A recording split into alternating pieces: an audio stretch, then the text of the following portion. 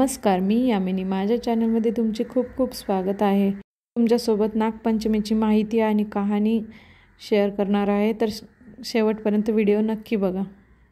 नागपंचमी हा सण श्रावण महिन्यातील शुक्ल पक्षातील पंचमीला साजरा करतात. या दिवशी नागदेवतेची पूजा केल्याने कालसर्पदोषाचा प्रभाव कमी होतो असे मानले जाते, तसेच घरात सुख शांती नांदते. यावर्षी म्हणजे 2025मध्ये नागपंचमी 29 जुलैला म्हणजेच मंगळवारी आलेली आहे. या दिवशी स्त्रिया नागदेवतेची पूजा करतात, कुटुंबाच्या संरक्षणासाठी प्रार्थना करतात. पूजेमध्ये नागाला दूध, लाया आणि नैवेद्य दाखवला जातो. तसेच दुर्वा, दही, गंध, अक्षता अर्पण करून मनोभावे पूजा केली जाते. करूयात कहाणीला सुरुवात. एक गाव होतं. तिथे एक ब्राह्मण राहत होता. त्या ब्राह्मणाला 5 सुना होत्या. चातुर्मासात श्रावण मास आला आहे. नागपंचमीचा दिवस आहे. कुणी आपल्या आजोळी, कुणी आपल्या पंजोळी, कुणी माहेरी अशा सर्व सुना गेल्या आहेत. सर्वात धाकटी सून होती. तिच्या माहेरचं कुणी नव्हतं. तेव्हा ती जरा खिन्न झाली व मनात सर्व संबंधी नागोबा देवता आहे असं समजून नागोबा मला माहेरून नेवायस येईल असं म्हणू लागली. त्यात काय झाले? शेष भगवानास तिचं करुणा आली. त्यानं ब्राह्मणाचा वेश घेतला. त्या मुलीला नेण्याकरता आला. ते ब्राह्मण विचारात पडला. हा इतके दिवस कुठे लपून राहिला होता? आत्ताच कुठून आला? तेव्हा तिनं मुलीला विचारलं. तिनंही हाच माझा मामा आहे असं सांगितलं.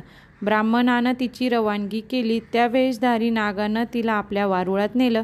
खरी हकीकत सांगितली. फणीवर बसवून आपल्या बाळात घेऊन गेला. आपल्या बायका मुलांना ताकीद दिली, हिला कोणी चावू नका.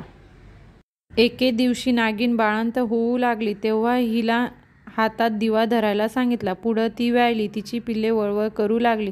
ही मुलगी भेऊन गेली. हातातला दिवा खाली पडला. पोराची शेपट भाजली आणि नागिन रागावली.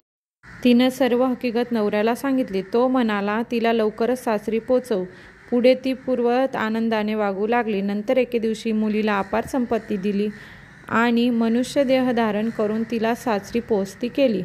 पुढं नागाची पोरं मोठी झाली. आपल्या आई बापाशी चौकशी केली. आमची शेपटी कशानं तुटली? तिनं मुलीची गोष्ट सांगितली. त्याच फार राग आला. त्याचा सूड घ्यावा म्हणून ते तिच्या सासरी गेले. तो दिवस होता नागपंचमीचा दिवस. मुलीनं बराच वेळ आपल्या भावाची वाट पाहिली. ते येत नाही म्हणून पाटावर आणि भिंतीवर नागाची चित्रे काढली. त्याची पूजा केली. जवळ नागाच्या लाया, दूध वगैरे ठेवलं. उकडीचा नैवेद्य दाखवला. त्यांची पूजा केली. हा सर्व प्रकार नागाची पिल्ले पाहत होती. ते शेवटी तिने देवाची प्रार्थना केली. जय नागोबा, जय देवा, जिथे माझे भाऊ असतील तिथे त्यांना खुशाल ठेव. इकडे सर्व प्रकार पाहून नागाच्या मनातील राग घालवला. मनात तिच्याविषयी दया आली. त्या दिवशी तिथेच वास्तव्य करून राहिले.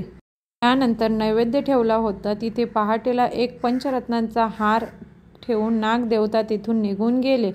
दुसऱ्या दिवशी मुलीने तो हार उचलून गळ्यात घातला. जसा नागोबा मुलीला प्रसन्न झाला तसाच तुम्हा आम्हा हो. ही कहाणी सफळ संपूर्ण. पंचमीच्या तुम्हाला हार्दिक शुभेच्छा. चॅनलला सबस्क्राईब करायला विसरू नका. धन्यवाद.